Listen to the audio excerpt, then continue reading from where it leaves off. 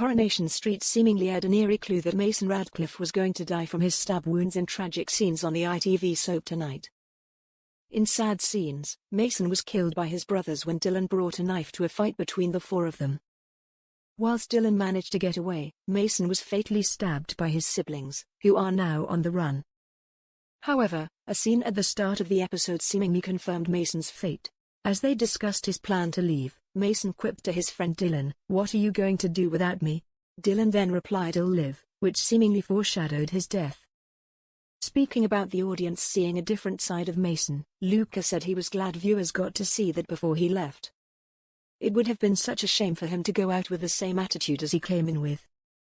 There's been a lot of warmth from Mason recently, especially with Betsy, so it's been nice to play and see that different side to him and realize that he's actually a human after all.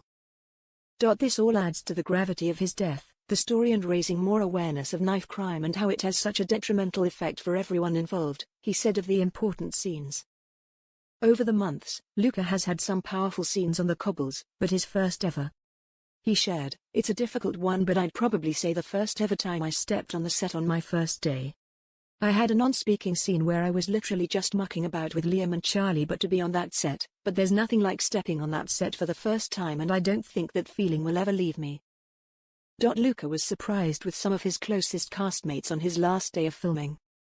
He said, "This is a funny one because we filmed out of order, so the last scene I did was a small speaking scene with Tim about getting some sticky toffee pudding. It didn't feel like my final scene because it was the most anticlimactic conversation for my very, very last scene. I wanted to finish and go to Nando's with Liam for my last meal at Corrie, but he wasn't replying back to me. I remember thinking, come on mate, this is my last day and one of my best buds on the show isn't even replying. Then when I finished, Kate Brooks came down with Liam and Sydney to surprise me. I felt really appreciated, which was a lovely, lovely moment."